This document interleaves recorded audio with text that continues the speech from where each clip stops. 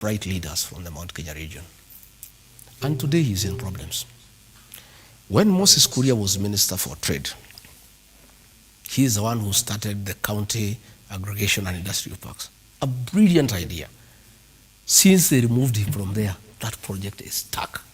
And when I asked President why he's sacking him, he said that he's a thief. You know? So today I'm wondering, I have seen Moses Kuria is being auctioned. If Moses Kuria had stolen anything from anybody, how come he has nothing? He has no money to pay his debts, you know? And I knew, you know, the issues that took place in Kenya National Trading Corporation, KNTC. The procurement was done in State House. And when they brought edible oil and rice and there was a scandal, they wanted to push it to Moses Kuria and another lady called Pamela who has been taken to court. And they have used this thing to intimidate Moses Kuria, that they can open, you know, trumped up charges against him. But I really want to ask a question. I was asking myself, if the way the president told me he removed Moses Kuria as minister because he was corrupt, how come today that Moses Kuria, today the court allowed these things to be auctioned? If he had money he had stolen from the ministry, he would be able to pay his debts. Again, the president did not want any leader from the mountain who has a brain, who is principled, and who can do anything. That is why he got rid of Rigathi Gachagua, Moses Kuria, Methekali Nturi, Justin Muturi. But you're talking about Moses Kuria, who's the economic advisor to the president. I am saying you cannot remove. So he's not getting rid of. You cannot get a man as minister and make him an advisor. That is a joke. You know, it's like chasing away a wife and making him a maid in your house. You know, it's very disrespectful. Okay. But I want to say, yes, Moses Kuria, you cannot replace Moses Kuria with William Kabogo. It's an insult to the people of Kiambu and the people of the mountain. Moses Kuria is a brilliant mind, and I can tell you this idea of KIPES that Moses Kuria came up with. Had the president allowed him to stay as minister for investment, trade, and industry, today those things will be working, and we will not be having the situation we are having with avocado, with carrots, with potatoes. Yeah, but because he's a brilliant mind, yeah, he had to be edged out and given some peripheral job there who advised me on this and that. And Moses Kuria cannot advise William Ruto. William Ruto takes no advice. William Ruto advises William Ruto. When you hear that you are presidential advisor, you just get a salary and know what to do. He cannot listen to any advice from anybody. For you 2 billion Kenya shillings to resign ahead of the impeachment in October. Yes. So isn't that a counter narrative? No. I talked before he talked the other day. Okay. I have not talked after he has talked. So your claims are true? I said he talked to me. He sent a very senior officer in government. One, he called me myself when we disagreed and said, I cannot work with you. I would like you to resign. And if you don't, I'll impeach you. And later on in the interview, I'll tell you why we disagreed. And he said, instead of you going home empty-handed, and since you assisted me, I would like you to go with your retirement package, and I can get you some money to get you started off, like 1.5, 2 billion. I told him to go to hell. I'm not interested. I'm priceless. And that kind of money, you know I have. You know how much I funded your campaign.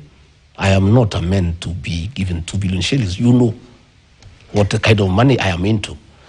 And therefore, I said, fine. He sent a very senior officer to come and see me. On Thursday, when the National Assembly resolved that I should be impeached by going to the Senate, that Friday morning, he sent a very senior officer to come and see me. And he gave me his terms. And again, it's my ethics because I don't record people. I recorded that conversation, giving me that offer from the president. I have that record. Okay? So the senior official was speaking for the president? Yeah, he sent me. The following day... But you know the burden of proof lies with the accuser. We need to see this. No problem. Okay. No problem. The following day, he told the officer I should go and have a discussion with him. And I refused to go to State House. He suggested I go to his hotel, the Western Hotel. I refused. And we met somewhere along State House Road in one of the safe houses run by the National Intelligence Service. And between me, that officer, and myself, we had a discussion with the president. Again, I recorded that conversation for posterity because I know William Ruto. I put it on record. Again, he gave me that offer. I told him I'll think about it. I didn't want to have a fight with him because it was not necessary. That officer persuaded me that I should listen to the president. And because he's a man from home, he said, it doesn't matter, whatever it is, just listen to what he has to say. Who is this officer? No, I don't want to. For the sake of our public, you call for an interview, you have to. Let me explain. So I said no, I declined. The day I went to the Senate, the first day, that officer again was dispatched by the president. And I refused to see him, but after consultation with my counsels, I agreed to see him. Again, he brought me another offer. I recorded. I am very conflicted. That officer is an innocent man. He's an emissary of the president. He is in service. If I expose him now, he will lose his job. He will be in very difficult circumstances. So on discussion with my family and lawyers, we have agreed that when he retires, and it's not very long from now, we'll be able to release that information. And I have done that because I know his family and I don't want to jeopardize his position. And because he did not come on his free will, he serves the president and he cannot be able to argue with him.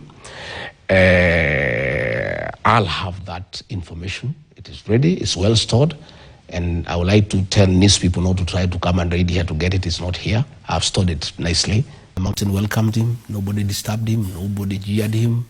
Of course, his cronies had a very difficult time in Nyandarua and Lari and Githunguri. And why they had a problem in Nyandarua, Lari and Githunguri, those three places are unique.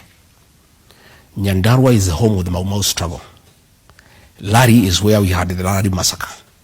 Githunguri is where the independent church started. That's where this struggle for independence started. The people of the mountain had a big problem with the traitors and collaborators than the white colonialists. Because the collaborators and the traitors made them suffer a lot. The people of Nyandarua and Lari and Githunguri cannot stand traitors. That is why you saw that reaction. Okay. They didn't have a problem with William Ruto per se in terms of showing that they are unhappy. But people who have betrayed the community, the people of Lari, the people of Githunguri, the people of Nyandarua could not hide their feelings. Sasa mimi ni mjumbe wa Kiambu. Kazi ya kujenga soko, hata kama pesa imetoka national government, market are fully devoted. Kazi ya kujenga soko ni ya Wamatani, ni ya governor.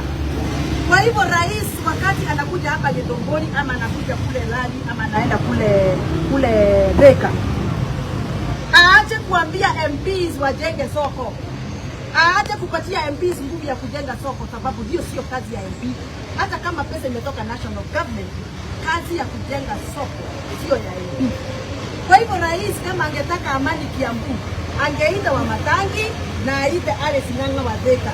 Awaambie wacheni vita kwa sababu kazi ya market kujenga ni ya Wamatangi. Kwa timba kali za Afrika, DURB Radio ndio mpango mzima.